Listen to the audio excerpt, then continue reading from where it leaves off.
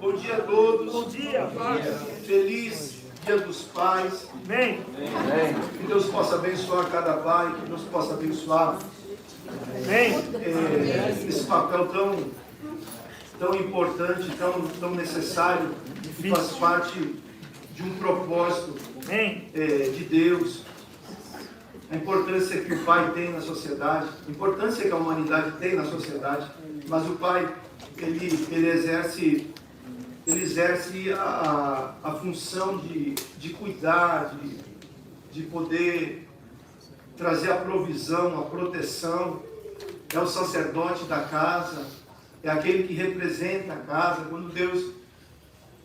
Hoje todos nós somos sacerdotes, amém? Porque o Espírito Santo habita em nós. Amém. Isso é a igreja. Mas dentro do propósito de Deus, ele olha para a figura do pai, e nesse propósito o pai tem um lugar especial. E como é importante esse relacionamento de pai e filho. E é tão importante que o mundo investe tanto contra isso. Porque se ele conseguir destruir aquilo que você vê, como é que você vai acreditar naquilo que você não consegue ver? Então, o Pai aqui na Terra, ele é a representação do Pai Celestial. E entender esse papel, entender essa posição é muito importante. Tá certo? Então, que Deus nos abençoe, que Deus abençoe a cada um. Liga para o seu papai, ore pela vida dele, abençoe a vida dele, agradeça a Deus pela vida do seu pai, né? Porque ele tem um papel muito importante. Ore pela salvação, né? Se seu pai ainda não conhece o Senhor, talvez essa seja a maior missão, né? De poder orar pelos nossos familiares. Como é que a gente vai ganhar tantas vidas para Jesus? A gente tem o desejo de ganhar tantas vidas para Jesus, né? E a gente, de certa forma, não queima isso no nosso coração e fala: Deus, eu e minha casa, nós queremos servir ao Senhor. Porque esse é o nosso desafio, né? Esse é o meu papel. O Espírito Santo é que faz a obra. Mas você não conhece os meus familiares. Um dia Jesus te encontrou. Aleluia. Glória a Deus. Você se acha melhor que eles? Né? Como falam lá no Brasil, no Rio Grande do Sul, nós somos farinha do mesmo saco. Esse é bom. Amém. E a graça dele, o apóstolo Paulo fala que é suficiente. 19. Quando a pessoa tem um encontro com a graça do Senhor Jesus, tudo muda. Você crê nisso? Amém. Queria ler o Salmo 121. Fala assim: eleva os meus olhos para os montes. De onde me virá o socorro? Davi está fazendo uma pergunta. O meu socorro vem do Senhor, que fez o céu e a terra.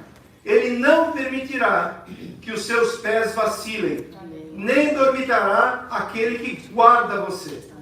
É certo que não dormita, nem dorme o guarda de Israel. O Senhor é quem guarda você. O Senhor é a sombra à sua direita. De dia não lhe fará mal o sol, nem de noite a lua. O Senhor guardará você de todo o mal. Guardará a sua alma. O Senhor guardará a sua saída e a sua entrada, desde agora e para sempre.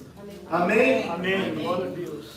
Esse salmo fala da peregrinação das pessoas quando elas saíam de Jerusalém, quando elas iam para Jerusalém para oferecer as festas que anualmente o hebreu celebrava. Então tinha um percurso da onde eles estavam para ir até Jerusalém.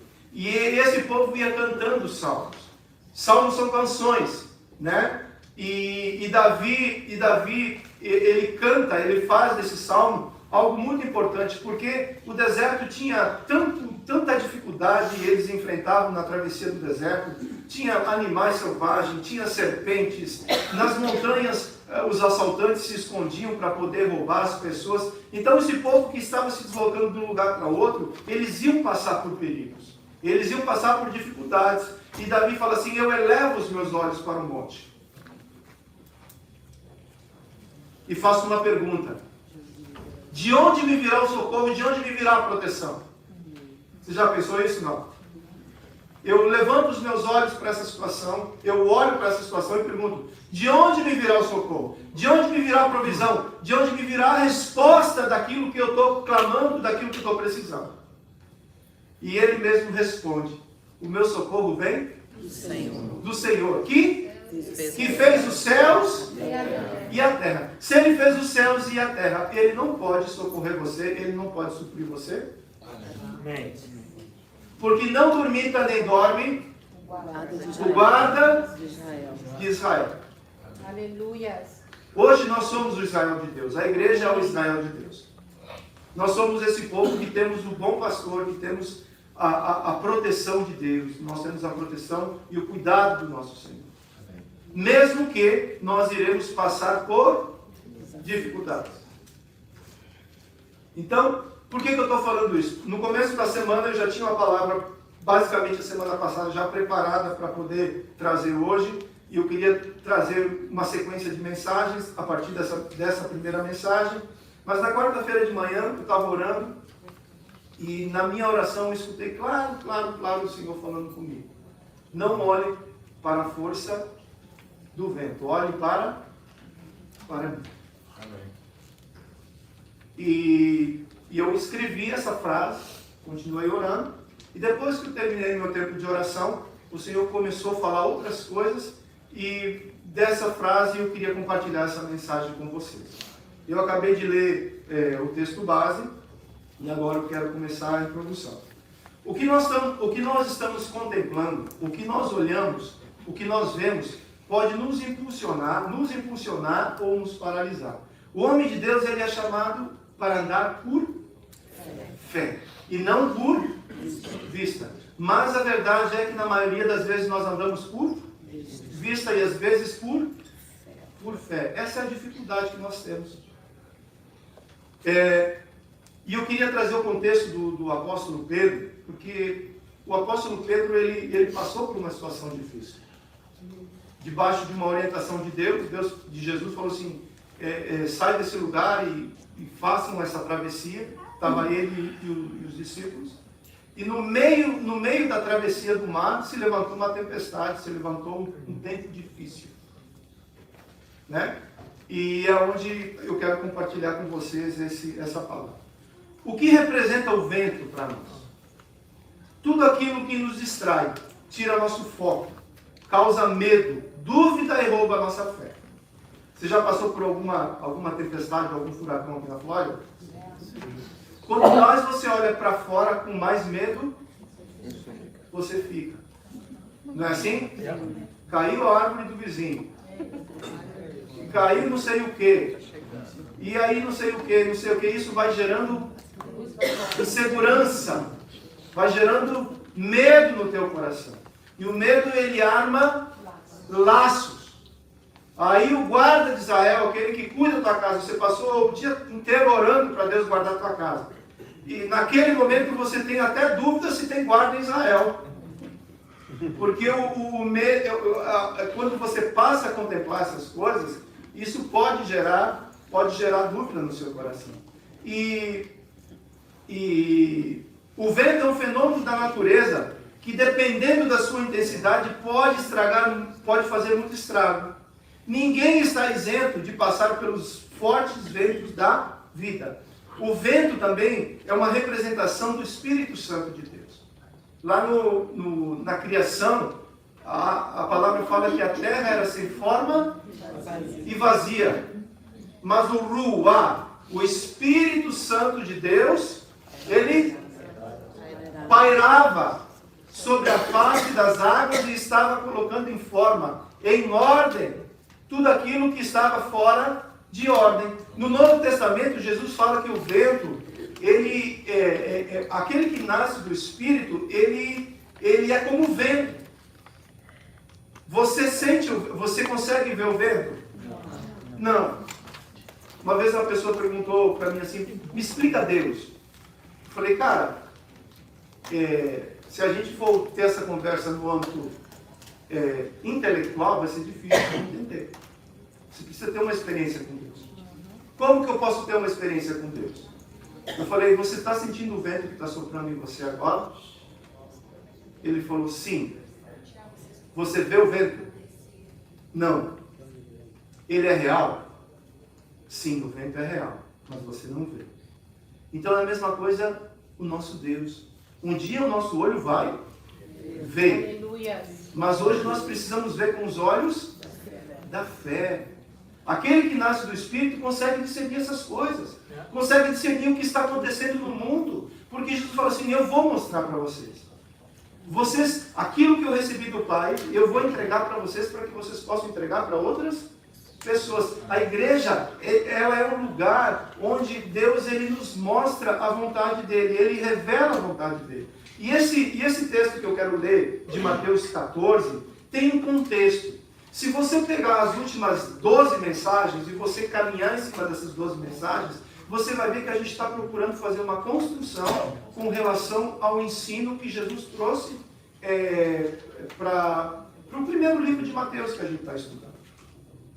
Então, e hoje eu quero falar sobre essa importância de nós termos os nossos olhos em Cristo. De mantermos os nossos olhos em Cristo. Não é difícil nós começarmos focados em algo e dependendo da circunstância, dependendo da situação, nós tirarmos o foco daquilo que Deus nos chamou e a gente acha que nós estamos da mesma maneira seguindo, orientados pelo Senhor. Nós precisamos de muito... Uma das coisas que o Espírito Santo faz é discernimento. Ele nos faz discernir exatamente cada estação que nós passamos. E esse texto, esse livro de Mateus, capítulo 14, ele tem um contexto. E não tem como eu entrar no verso 22 sem ler o contexto. Porque o verso 22 me convida para ler o que está acontecendo antes. E aqui Jesus, ele é informado que João Batista ele é morto. Aquele que veio para ser, aquele que viria preparar o caminho do Messias. Aquele que as Escrituras profetizavam no Velho Testamento. Isaías profetizou que o Elias viria. E eles estavam esperando. Por isso que perguntaram para Jesus, você é Elias? Porque no Velho Testamento se profetizou, Isaías profetizou que viria novamente o Elias. E o último livro do Velho Testamento, que é Malaquias, também profetiza que viria um profeta, que viria o Elias. Então quando João chega, eles perguntam para João, você é o Elias? Você é o Messias? E João fala assim, eu não sou nenhum, não sou nem outro, eu sou a voz que clama no deserto. Eu estou aqui para preparar o caminho do Messias. Quando ele fala isso, isso despertava eles para algo, porque eles eram um povo judeu e conhecia o Velho Testamento. Eles conheciam o Velho Testamento, né? E João Batista, ele veio preparar o caminho, ele veio batizar com água. E questionavam João Batista, perguntando assim, você é o Messias? Ele falou, não, eu não sou o Messias. Mas por que você batiza? Eu batizo com água, para arrependimento. Mas depois de mim virá que batizará vocês com o Espírito Santo e com fogo. E João Batista, ele era esse cara estragado. Ele morreu porque ele falou para Herodes que Herodes não podia ter a esposa do irmão dele, Filipe. Por causa disso, ele foi preso. E lá, o Herodes celebrando o Natal, o aniversário dele, ele vê a filha de Herodias dançando, se agradou da menina e fala assim, você pode pedir até a metade do meu reino que eu vou dar para você. E a menina pergunta para a mãe o que ela deveria pedir para o rei. E Herodias fala assim, eu quero a cabeça de João Batista. E assim aconteceu, né? Então, João Batista ele é morto e os discípulos de João enterram João e vão falar com Jesus que João Batista tinha sido morto. E João Batista e Jesus sai. Imagina você receber uma notícia dessa. A morte é uma situação muito difícil. Mesmo que você conheça o Senhor, que você tenha entendimento de eternidade, a morte é algo muito difícil, porque o homem não foi preparado para morrer. Então isso machuca muito, isso é um processo que todos nós, se Jesus não voltar, todos nós iremos passar por isso. Mas aqueles que conhecem o Senhor entendem que a morte é uma promoção que Deus está fazendo conosco. A gente vai sair daqui, né, dessa dificuldade para estar eternamente com o nosso Senhor. Mas Jesus sentiu muito o impacto da morte do primo dele, de João Batista. Tanto é que no começo do capítulo 14 ele se retirou para um lugar só, para estar só.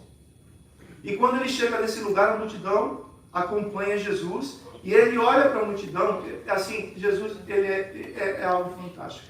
No momento de luto, no momento de dificuldade, no momento tão difícil para ele olha para a multidão e consegue se compadecer da multidão. E passa o dia inteiro ensinando a multidão. No final do dia, os discípulos chegam para Jesus e falam assim: já está, o horário já avançou, vamos liberar um pouco. E Jesus fala assim: vocês não querem dar de comida para eles? Aí os discípulos falaram: Jesus, está todo mundo cansado. E a gente tem cinco pães e dois peixinhos.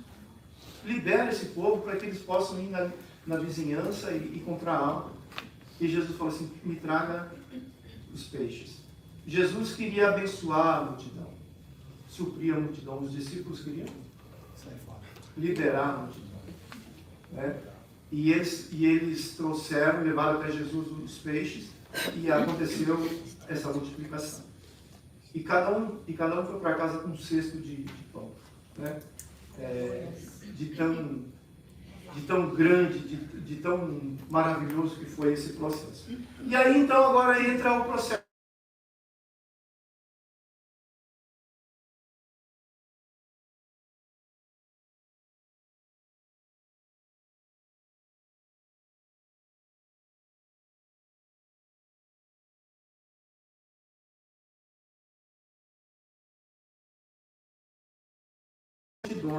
Ele subiu ao monte a fim de orar sozinho. Ao cair da tarde, lá estava ele só. Entretanto, o barco já estava longe, uma boa distância da terra, açoitado pelas ondas, porque o vento era contrário. De madrugada, Jesus foi até onde eles estavam, andando sobre o mar. Os discípulos, porém, vendo andar sobre o mar, ficaram apavorados e disseram: é um fantasma. E tomados de medo, gritaram. Mas Jesus imediatamente lhes disse: coragem, sou eu, não tenham medo. Então Pedro disse: se é o Senhor mesmo, mande que eu vá até aí, andando sobre as águas. Jesus disse: venha. E Pedro, descendo do barco, andou sobre as águas e foi até Jesus. Reparando, porém, na força do vento, teve o quê? Medo. E começando a afundar, gritou: salva-me, Senhor. E prontamente Jesus, estendendo a mão, o segurou e disse: homem de pequena fé, por que você duvidou? Subindo ambos para o barco, o vento cessou. E os que estavam no barco o adoraram, dizendo: verdadeiramente, o Senhor é o Filho de Deus. Vamos orar? Senhor, no nome de Jesus, nós pedimos que a Tua graça, Senhor, venha sobre as nossas vidas, que a Tua palavra, Senhor, possa ser uma lâmpada nesse momento, que venha falar, que venha orientar, que venha exortar, que venha, ó Deus, nos dar direção. Fale, Senhor, de maneira particular, fale, meu Deus, de maneira que cada coração precisa entender. Eu não tenho capacidade para fazer isso, mas o Teu Espírito, ele pode traduzir essa palavra e pode, ó Deus, trazer esperança a cada coração. E essa é a razão pelo qual nós estamos aqui. Dependemos de Ti. Se o Senhor não fizer, nada acontecerá, Pai. E é no nome de Jesus que nós oramos. Amém? E a primeira coisa que eu preciso aprender no momento difícil, no momento de vento, no momento de tempestade, no momento onde parece que nada está dando certo. Você já se deparou com isso? Não? Eu acho que eu estou fazendo tudo certo, mas nada está dando certo. Nada está dando certo. A primeira coisa que eu preciso fazer nesse momento é ter um tempo a sós com o Senhor. Para poder entender, para que Ele possa equalizar aquilo que está fora de ordem aquilo que eu não estou conseguindo ver. Assim como quando você vai no oculista, você tem que equalizar, você tem que ajustar a sua visão. Quando você se encontra com o Senhor, constantemente, diariamente, Ele ajusta a visão e o foco daquilo que eu estou vendo para aquilo que Ele quer que eu veja. E a única maneira de fazer isso é como? É estando com o Pai. Mateus 14, 12 fala assim: então os discípulos de João vieram Então os discípulos de João vieram e levaram o seu corpo e o sepultaram. Depois foram contar a Jesus o que havia acontecido. Logo que Jesus recebeu a notícia, saiu sozinho num barco para uma região distante, a fim de ficar só. Mas o povo viu para onde ele tinha ido, e pessoas vindas de muitas vilas seguiram a Jesus por terra. Mateus 14, 22. Logo a seguir, Jesus fez com que os discípulos entrassem no barco e fossem adiante dele para o outro lado, enquanto ele despedia as multidões. E tendo despedido as multidões, ele subiu ao monte, a fim de orar sozinho. Ao cair da tarde, lá estava ele sozinho. Após um dia tão difícil, Jesus precisava do consolo do Pai. Por causa da morte de João Batista, de renovo espiritual para resistir às ideias erradas das multidões, de coragem para continuar em seu ministério sob circunstâncias difíceis. Muitas vezes a gente fala assim, poxa vida, Jesus é Deus, tal, mas você não pode esquecer que Jesus, ele era homem. E ele passou por muitas dificuldades. Por isso que a palavra fala, Isaías fala que ele era um homem de dores, que sabia o que era padecer, que ele sabia o que era ser rejeitado, ele sabia o que era passar pelas dificuldades e se sentir só. Mas ele fala, eu nunca estou só, porque o meu Pai sempre está comigo. A importância de estar a sós com o Pai. Eurizic, que é uma figura, fui estudar ele, mas ele não tem muita informação, mas ele fez alguns comentários da palavra. Disse: apropriados para a oração eram o monte, a noite e a solidão, que ofereciam a quietude, liberdade de qualquer distração e calma. Como é importante nós termos esse lugar. Em inglês fala quiet place. Quiet place. É um lugar onde a televisão não pode estar ligada, é um lugar onde... Porque nós temos a Bíblia no celular, né? E muitas vezes nós caímos na tentação de ler a Bíblia no celular. Aí alguém inspirado, não sei por quem, manda uma mensagem para você. Aí você fica atento, não atendo, vai atender, vai ter uma necessidade, né? E aí você fica trocando mensagem no WhatsApp, trocando mensagem com Jesus, né? E a tua cabeça fica envolvida com várias situações. Então é necessário esse tempo. É necessário você criar esse tempo, é necessário eu criar esse tempo na minha vida, porque se Jesus teve, você acha que nós não precisamos? É bom orar em grupo? É ou não é? Mas você precisa, depois de orar em grupo, você precisa ter o teu quiet place. É onde você fala com Jesus aquilo que você precisa falar. É onde Jesus fala com você aquilo que Ele precisa falar com você. Né? E isso é incrível, que não tem como terceirizar. Isso porque o teu Deus é um Deus de relacionamento, Ele quer se relacionar com você. Ele não quer relacionar com você através do teu pastor. Ele quer relacionar diretamente com você.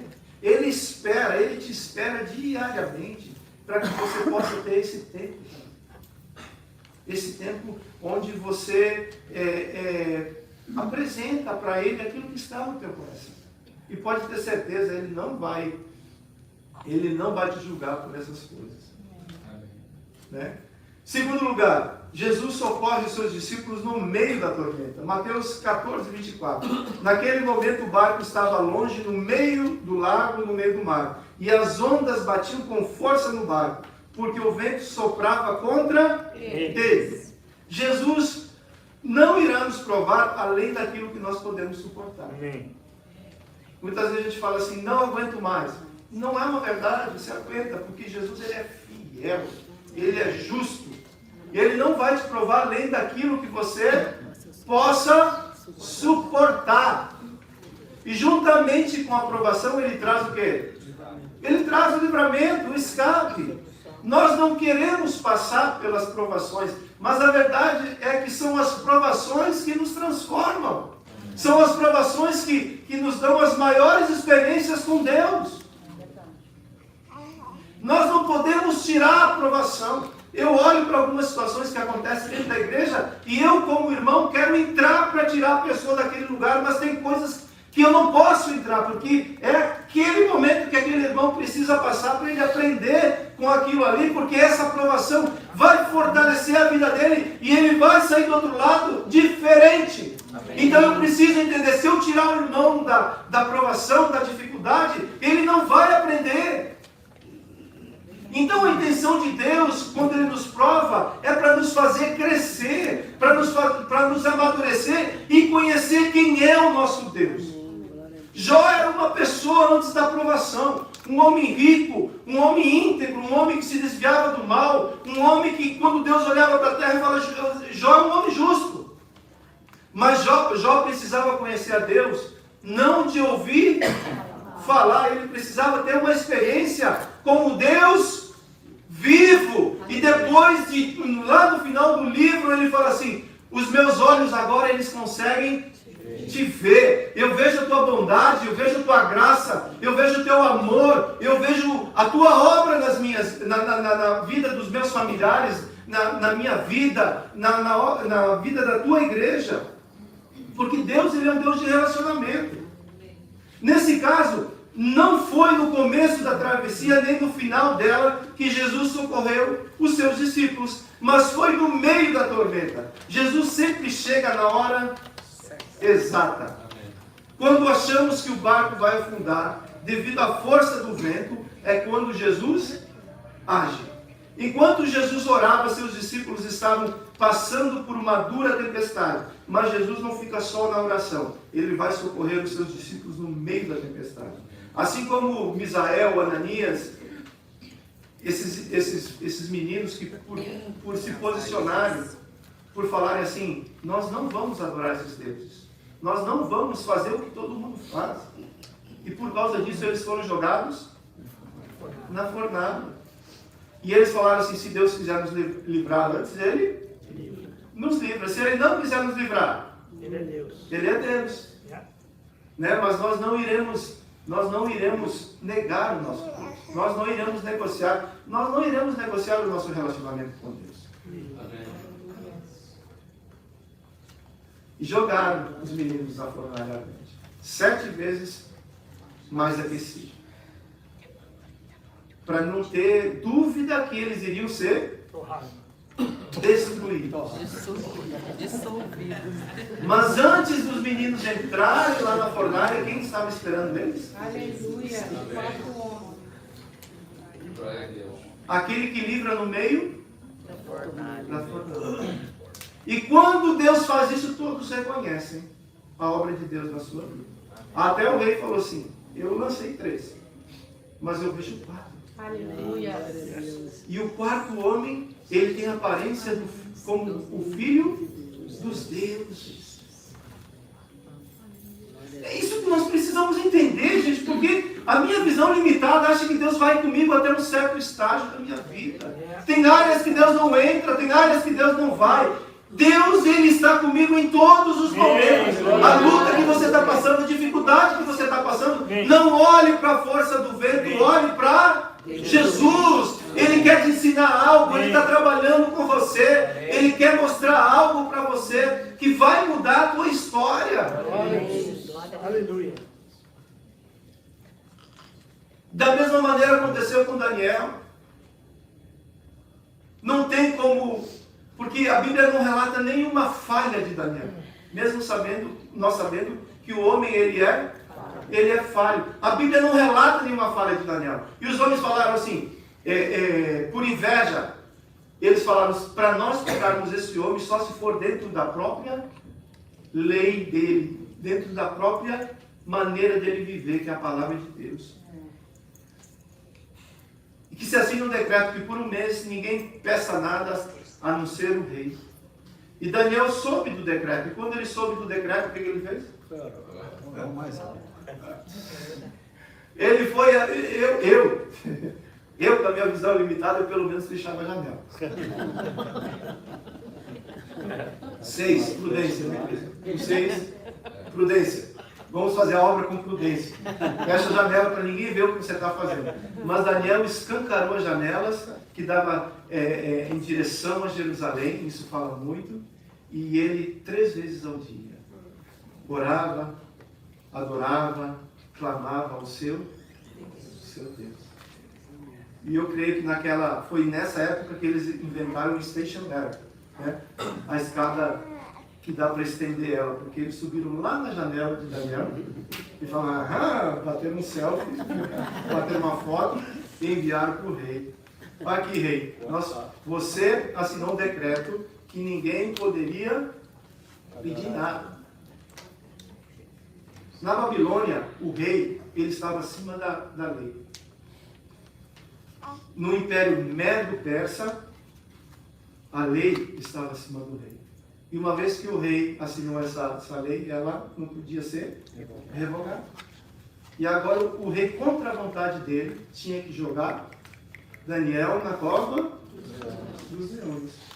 Daniel 3,25. Mas o rei disse, eu porém estou vendo 4 homens soltos andando no meio do fogo. Não sofreram nenhum dano.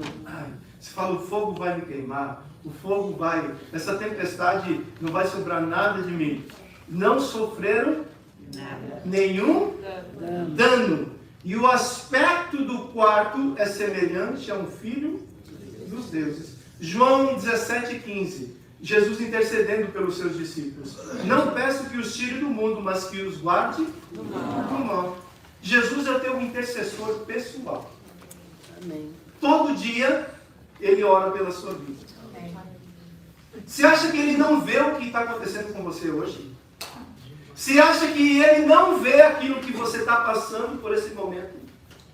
Ele é o teu intercessor pessoal. Ele não ora para te tirar do mundo ou da crise. Ele ora para que você seja livrado do mal. Para que você tenha forças para seguir em frente. Muitas vezes o crente fala assim, que Deus me leve desse mundo, que Deus me tire desse mundo. Jesus, ele não ora assim. Jesus, ele fala assim, você vai ser luz no meio das trevas, no meio do mundo. Você tem que ter resiliência para poder passar pelas dificuldades e pelas lutas e pelas adversidades que se levantam e chegar do outro lado do mar cantando só o Senhor é Deus. Aquele que no meio do mar, porque aqui se fala assim, mas eu estou quase afogando, não se preocupe não. Jesus está do seu lado. Se você afundar, se eu afundar e você clamar, ele... Let's do it again. Vamos começar de novo. Porque ele não nos desampara. Amém. Terceiro lugar, é preciso trocar o medo pela coragem. A tormenta não parou quando Jesus chamou Pedro para andar sobre as águas. Mesmo assim, Pedro andou sobre as águas. Mateus 14, 26. Os discípulos, porém, vendo-o andar sobre o mar, ficaram apavorados e disseram, é um fantasma. E tomados de medo gritaram. Mas Jesus imediatamente lhes disse, coragem, sou eu, não tenham medo. 80% das pessoas que vão ao pronto-socorro relatando sintomas de ataque cardíacos são resultados diretos de ansiedade e medo. A fábrica do medo gera depressão. Por que tem tanta gente depressiva? Medo de não ter a condição financeira, medo de não ter o suprimento, medo de adoecer, medo de não dar certo, medo que o documento não chegue. Medo, medo, medo, medo, medo, medo, medo, medo. Medo que o menino que você educou no caminho do Senhor. Medo. Isso gera o quê? Depressão, desespero, frustração, ansiedade, solidão. Como nós vivemos um momento onde as pessoas, elas vivem sozinhas. Preocupação. Você anda preocupado? Eu ando preocupado. Violência, falta de esperança, sentimento de perda, sentimento de morte. É necessário vencer o fantasma do medo. A aparição de fantasmas usualmente era reputada ao mau agouro, especialmente entre os marinheiros. Tinha essa tradição entre eles. Esse mesmo fantasma do medo atormenta a vida de Josué quando Deus chama assim: vamos substituir Moisés? Vamos fazer algo que vai fugir da tua zona de conforto? Vamos fazer algo que vai fazer você vencer o medo? Porque esse é o nosso desafio. Toda vez que Deus nos chama para fazer algo diferente, algo novo, existe a insegurança. Isso vai dar certo? É assim ou não é? Yeah. Muitas vezes eu sou levado a pensar que a igreja vai dar certo, eu tenho que fazer a igreja dar certo ou não. Isso gera medo e preocupação ao meu coração. Como qualquer líder, qualquer um. Né? Mas o que eu preciso entender? Eu preciso tirar esse fantasma do meu coração. A igreja já deu certo. Amém. A igreja já venceu. Amém. A igreja já pisou na cabeça da serpente. A igreja já está vencendo. Ela multiplica, ela cresce. A igreja de Cristo, ela nunca parou de crescer. Aleluia. E eu preciso tirar esse medo do meu coração. Porque o medo, ele paralisa. O medo, ele cria fantasmas. O medo, ele rouba a sua fé. Ele faz você olhar para a força do vento, ao invés de você olhar para a força do teu Deus. Josué 1,9. Não foi isso que eu ordenei. Seja forte e corajoso. Não tenha medo, nem fique assustado, porque o Senhor, seu Deus, estará com você por onde quer que você andar. Coragem no hebraico é amatz, que significa estar alerta, resoluto, audacioso, sólido, ser determinado, tornar-se alerta, persistente, mostrar força, ser forte, sentir-se forte. Então, é isso que o medo, ele rouba, ele drena a tua energia.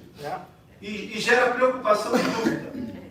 A coragem, ela te coloca resoluto, ela te coloca forte, ela te coloca atento, ela te coloca numa posição onde você se torna um Josué e um Caleb no meio do deserto. Se passaram 42 anos e Josué e Caleb, eles falavam assim: nós continuamos fortes. Amém. Porque eles contemplaram a promessa e se firmaram na promessa. Eles não olharam, eles viram os gigantes? Viram. Mas um povo olhou para os gigantes e ficou com os olhos nos gigantes. Eles olharam os gigantes e falaram: Inaquitas, um dia nós iremos conquistar essa terra, mas os meus olhos estão postos em Deus. Tem gigante, tem dificuldade, tem situações ou não tem? Tem. Mas você vai escolher se você vai olhar para os gigantes, para as dificuldades, ou você vai olhar para o teu Deus e vai seguir em frente caminhando. Amém. Isso faz toda a diferença. É verdade. O medo, ele rouba a sua fé, ele rouba a sua esperança, ele faz você duvidar de Deus. Por que eu estou passando por isso? Por que isso está acontecendo na minha vida? Tira os teus olhos desse lugar e olha para o teu Senhor. Amém. Porque Ele vai te mostrar aquilo que você precisa corrigir, aquilo que você precisa... Porque aqui Jesus teve que falar assim: homens de pequena, por que você duvidou? Pedro, homem, ele está no singular, homem de pouca fé. Porque Pedro, ele estava obedecendo uma palavra direta de Jesus, que é o próximo ponto. Mateus, que fala assim: Pedro andou sobre as águas, firmado na palavra de Jesus. Mateus 14, 28. Então Pedro disse, se é o Senhor mesmo, ele não estava muito convicto não, mande que eu vá até aí, andando sobre as águas. Jesus disse, venha. Pedro, descendo do barco, andou sobre as águas e foi até Jesus. Poderoso não é aquilo que eu posso fazer, mas sim aquele que habita em mim. Aleluia. Muitas vezes a gente inverte isso. Poderoso não é aquilo que você pode fazer e vai fazer. Poderoso é aquele que te chamou para andar sobre as águas. Amém. Pedro foi quem sugeriu andar sobre as águas, mas foi Jesus, o Logos de Deus, que autorizou Pedro a andar sobre as águas. João 1,10. A palavra estava onde? No mundo. E por meio dela, Deus fez o mundo, mas o mundo não a A palavra é um alicerce. A palavra é aquilo que produz luz para o seu caminho. Quando Jesus fala assim, venha ao meu encontro. Mas sobre as águas, Jesus, eu não estou pedindo para você vir ao meu encontro. Mas nessa situação, mas a minha palavra não te garante que eu vou cuidar de você. Venha ao meu encontro. A palavra, ela gera vida, ela produz algo. Tudo que foi criado através da palavra de Deus. E o Verbo se fez carne e habitou entre nós. Amém. E nós vimos a glória do Logos, criando, gerando, multiplicando pães, curando cegos, leprosos, porque ele liberava a palavra. O que você quer que eu te faça? Eu quero ver. Então, veja, Jesus liberava a palavra e o milagre acontecia, porque a palavra não mudou. Quando Jesus falou assim, vocês farão milagres maiores que os meus, não é porque nós temos superpower, é porque a palavra está liberada ao nosso favor para fazer milagres maiores. Ele já liberou essa palavra para nós. E nós precisamos entender e chamar à existência as coisas que não existem como se elas sempre existissem. É a palavra de Deus que nós precisamos colocar como alicerce na nossa vida. Quinto lugar, Jesus sempre estenderá a mão para nos salvar. Mateus 14:30. Reparando, porém, na força do vento, teve o quê? Medo. E começando a afundar, gritou, salva-me, Senhor. E prontamente Jesus, estendendo a mão, o segurou e disse, homem de pequena fé, por que você duvidou? Mas eu não vejo Jesus expondo Pedro. Eu vejo Jesus falando assim, faltava tão pouco, Pedro. Pedro, faltava tão pouco, Pedro, para completar o ciclo, Pedro. É porque você duvidou, Pedro, que esse ciclo não se fechou. Por que você duvidou, Pedro? Por que você teve pouca fé? Por que você não teve uma fé que ela pudesse suprir essa necessidade sua? Porque Pedro, ele tirou os olhos de Jesus e colocou os olhos nas circunstâncias, naquilo que ele estava vendo com os olhos. O homem espiritual via a palavra de Cristo falando assim, vem andar sobre as águas. Mas o homem carnal, chegou um momento que ele falou assim, cara, eu estou no meu limite. Eu olho para a força do vento e eu acabo duvidando daquilo que muitas vezes Deus me prometeu. Mateus 14:30 eu já li, né? A despeito da pouca fé de Pedro, Jesus respondeu imediatamente ao seu apelo, porque a emergência exigia pronto atendimento. Tem coisas que a oração ela pode durar um espaço, né? Ela pode você tem um espaço para que ela venha se cumprir, mas tem coisas que você precisa right now, é aquele negócio, é agora, Jesus, é o que Neemias fez. O que você quer que eu te faça? Quando ele estava diante do rei, o que você quer, o que você precisa? E Neemias orou e em seguida ele já teve a resposta de Deus. Amém. E essa era a situação que Pedro estava envolvido. Passagens como essa nos ensinam a doutrina do teísmo, em contraste do deísmo, isto é, Deus tem cuidado e interesse por sua vida. O Senhor não só criou o mundo e o ser humano, mas até hoje continua conosco, cuidando de nós. Qual é a diferença do teísmo com T e do deísmo com D? O teísmo afirma que Deus, após criar todas as coisas, Ele continua cuidando da sua criação. Ele não abandonou a sua criação. O deísmo fala que depois de Deus ter criado todas as coisas, Ele abandonou a sua criação. E era o que os apóstolos eles enfrentavam no contexto do Império Grego. Deus ele abandonou a sua criação.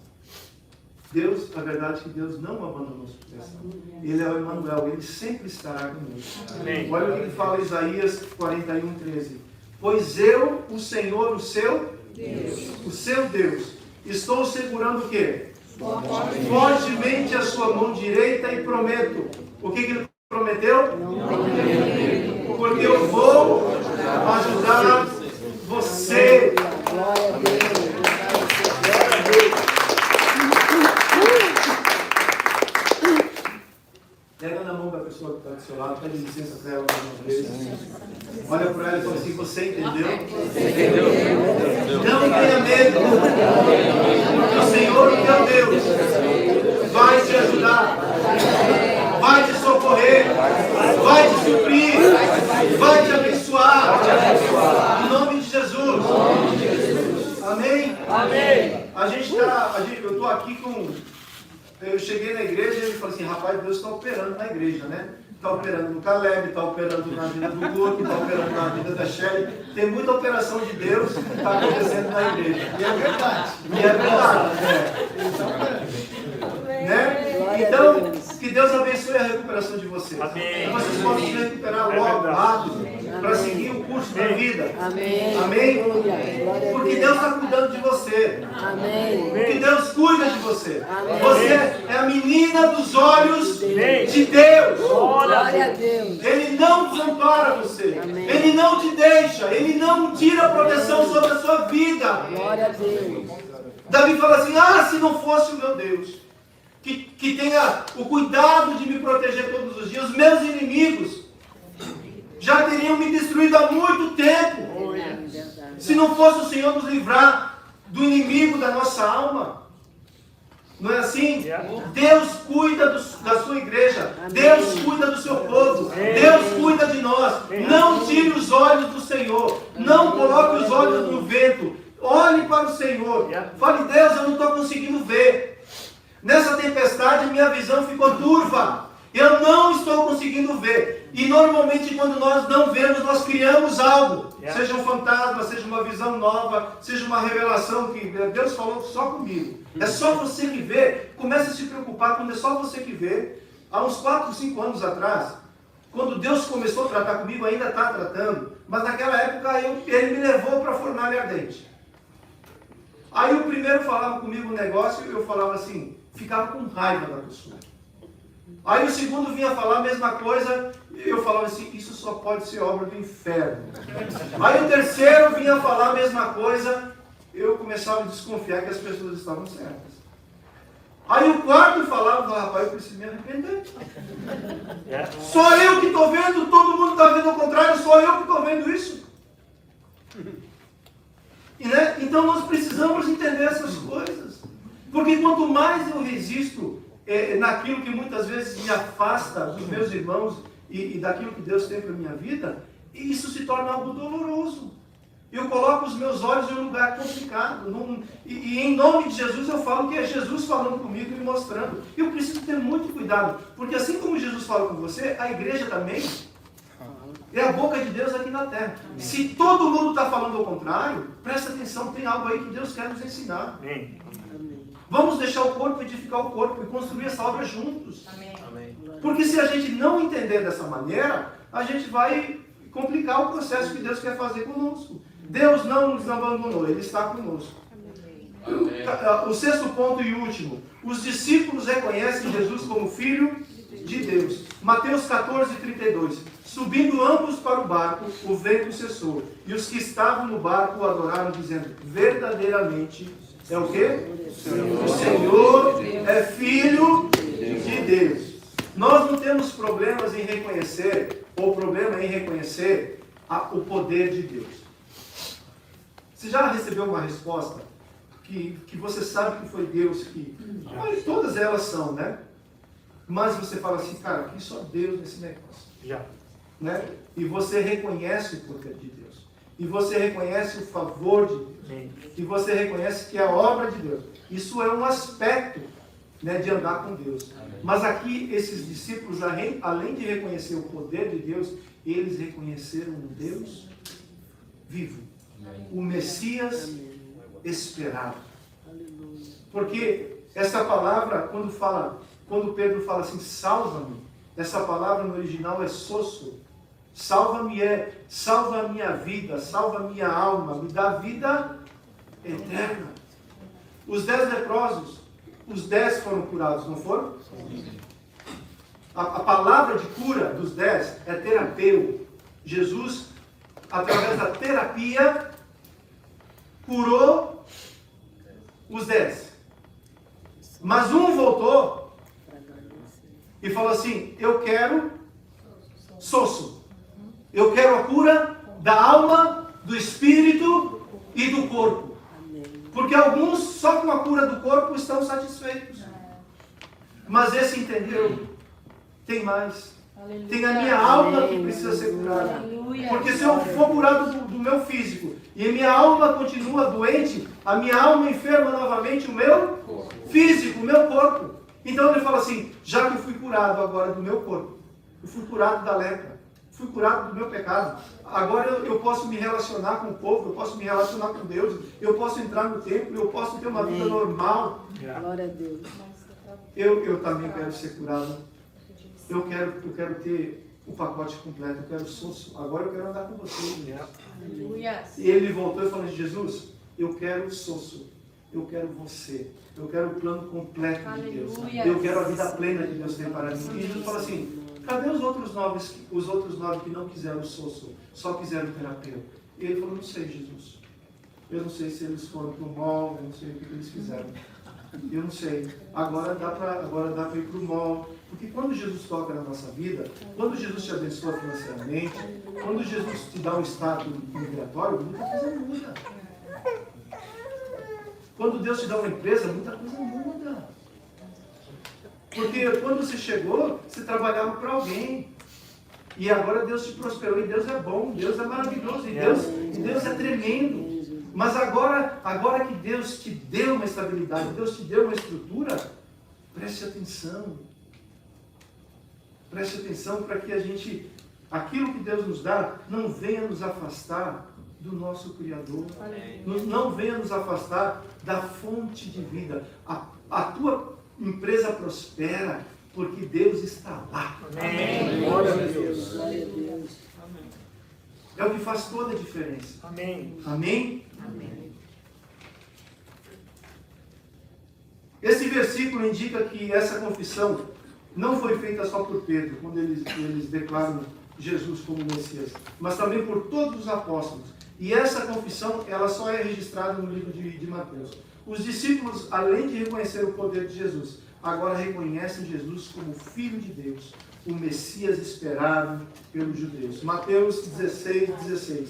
Respondendo Simão, Pedro disse, o Senhor é o Cristo, o Filho do Deus vivo. E esse verso 17, eu estava estudando essa passagem com o irmão lá em casa, e quando eu li essa passagem, o irmão começou a chorar, começou a rir, e eu não entendi nada, e ele fala assim, pastor, você acabou de ler, que feliz é aquele que conhece a Jesus. Aleluia. Eu falei, cara, eu li a palavra foi revelada para você. E aqui Jesus fala assim, bem-aventurado Pedro, você é feliz, Pedro, porque você, Simão Barjonas, porque não foi carne nem sangue que te revelou isso, mas o meu Pai. através do Espírito Santo. Aleluia. Muda todo o relacionamento seu com Glória a Ele. Deus. Quando você fala assim, feliz é você, porque você conhece a vida, você conhece Jesus, você conhece aquele que é o autor e consumador da tua fé, o Criador de todas as coisas, aquele que não te deixa, aquele que te tirou da tua situação, aquele que transformou sua vida, aquele que te transformou a tua casa. Mantenha os teus olhos em Cristo. Mantenha os teus olhos em Cristo, mas essa situação que está perdurando por não sei quanto tempo, mantenha os teus olhos em Cristo. Se eu tirar os olhos de Cristo e olhar para a situação, a tendência é ficar pior. Né?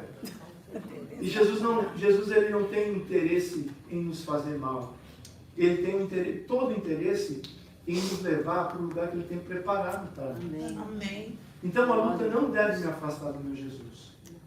A vida corrida não deve me afastar do meu Jesus. Amém. Pelo contrário, ela deve me aproximar de Jesus. Sim. Porque é nele que eu vou ter resposta. Glória a Deus. É em Cristo e através do corpo de Cristo. Nem tudo Deus vai falar diretamente com você. Mas o corpo, a palavra, sim, Deus não vai deixar de falar com você. Amém. Deus não vai deixar de orientar a sua vida. Amém. Conclusão. Quando olhamos para Jesus, nossa fé faz silenciar os ventos fortes. De contrapartida, quando reparamos na força dos ventos, os ventos fazem silenciar nossa fé. Hebreus 12:2. Conservemos os nossos olhos fixos em Jesus, pois é por meio dele que a nossa fé começa. E é ele quem aperfeiçoa. Ele não deixou que a cruz fizesse com que ele desistisse. Pelo contrário, por causa da alegria que lhe foi prometida. E isso a gente vai perdendo ao longo da jornada. A gente vai perdendo a alegria de servir a Jesus. A gente vai perdendo a alegria da salvação. A gente vai perdendo a alegria de ter comunhão. A gente vai perdendo a alegria de ser igreja. Vai perdendo, porque aqui está falando assim, Jesus, ele tinha uma cruz. Ele precisava passar pela cruz. E ele não permitiu que a cruz, que era um momento de renúncia, um momento difícil, fizesse com que ele perdesse ou tirasse os olhos do Pai, da alegria, daquilo que estava proposto. A cruz é necessária. Para quê? Para que eu possa receber aquilo que Deus tem para a minha vida. A cruz foi necessária na vida de Jesus para que eu e você pudéssemos receber aquilo que Deus Pai tem para nos entregar. Amém. E por causa da alegria que estava proposta, Jesus falou assim, a cruz não é fácil, a dificuldade não é fácil, mas existe uma expectativa, existe algo maravilhoso preparado para mim. E por isso eu não vou perder a alegria daquilo que está prometido para mim. Ele não se importou com a humilhação de morrer na cruz. E agora está sentado do lado direito do nosso Pai, no trono de Deus. Jesus foi exaltado com um nome acima de todo nome. E diante de Jesus, um dia vai se dobrar todos os joelhos, nos céus, na terra e debaixo da terra. Porque Ele é nome sobre todo nome. Glória a Deus. Jesus, o tempo todo, Ele manteve os olhos fixos no Pai. No momento da cruz, que Ele, por um instante, por um lapso de tempo, Ele fala, Pai, se for possível, passa esse cálice. Passa essa dificuldade, porque eu estou agonizando, eu estou sofrendo, eu estou em dificuldades. Mas, Pai, eu não vim fazer a minha vontade. Eu sei que a cruz é necessária, porque através da cruz você vai comprar línguas, povos, Aleluia. nações, a tua igreja, e tudo isso vai ser construído em cima dessa cruz. Então, faça em mim, Pai, a tua vontade. E não a minha vontade. Amém, Jesus. Ele manteve os olhos no Pai. Pai, por que você me desamparou? Ele se sentiu sozinho na cruz. É porque na cruz ele levou sobre ele os nossos pecados, os nossos medos, as nossas doenças, as nossas enfermidades. Tudo ele cravou lá na cruz. Amém. Está pago. Glória a Deus. É justificado. Somos justificados diante do Pai. Glória a Deus. Mas ele fala: Pai, por que você me desamparou? E eu imagino que o pai falou assim: filho, é porque você carrega sobre você nesse momento o pecado de toda a humanidade. Eu sou um Deus amoroso, mas eu também sou um Deus justo, um Deus santo.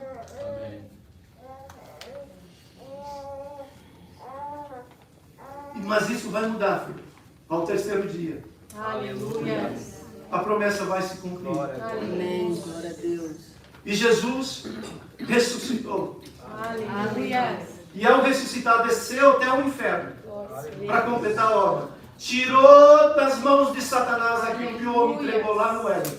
Triunfou sobre toda a potestade, sobre todo o nome. E agora Jesus é nome sobre todo nome. O véu foi rasgado e nós temos acesso à presença. Nós temos acesso à sala de trono.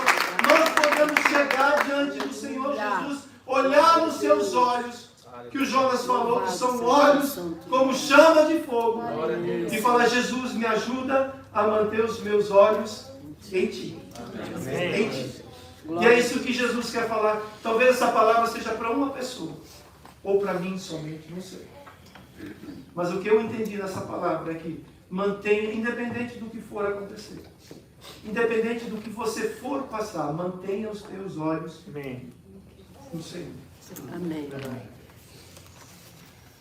E o socorro não é que virá, ele já fez. Por favor, Jonas, meninos do louvor,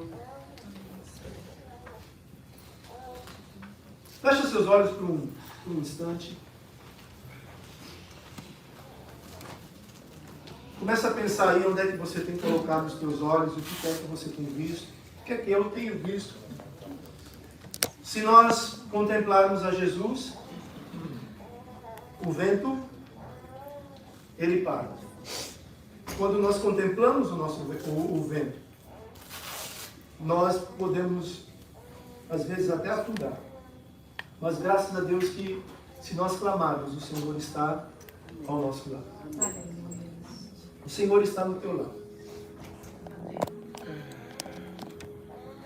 O Senhor me fala para dizer para você: Ele está no seu lado. Ele não te desamparou.